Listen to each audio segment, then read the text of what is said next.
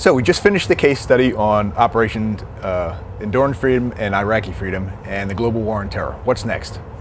Well, we're going to take a look at geospatial intelligence contribution to domestic preparedness and disaster response. Disaster response, how does that relate to geospatial intelligence?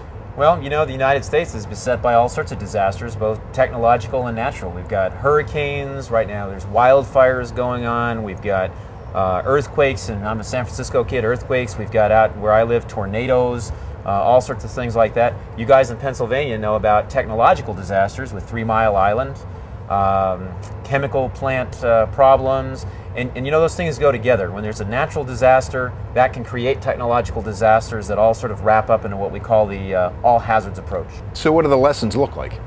Well, in the first lesson, everybody's going to actually get NIMS and ICS certified. NIMS and ICS, what are they? Yeah, well, NIMS is the National Incident Management System, and ICS is the Incident Command System.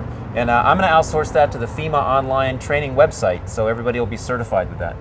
Geez, how does that relate to geospatial intelligence? Well, you know, geospatial intelligence is going to support the response and recovery, and my thought process is that if everybody is certified in it and can speak the language, then they're going to be much more effective in the interagency process and talking to NGOs and all those kind of people and making stuff work.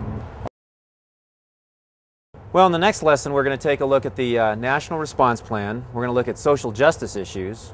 Social justice?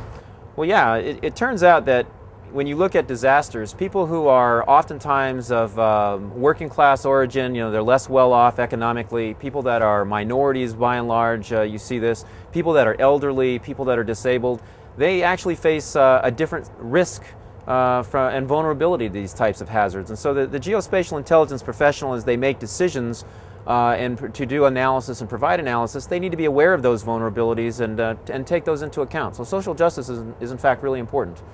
And then finally, we're going to wrap that up by taking a look at specifically the geospatial intelligence contribution in terms of preparation, response, the whole cycle of disaster management. And then finally, the last lesson will be a case study of Hurricane Katrina, which strikes me as a really good opportunity to see what went right and what went wrong. Now, I can see how geospatial intelligence would fit into that category. Yeah, I think it's going to be a good time. Yeah, I look forward to it.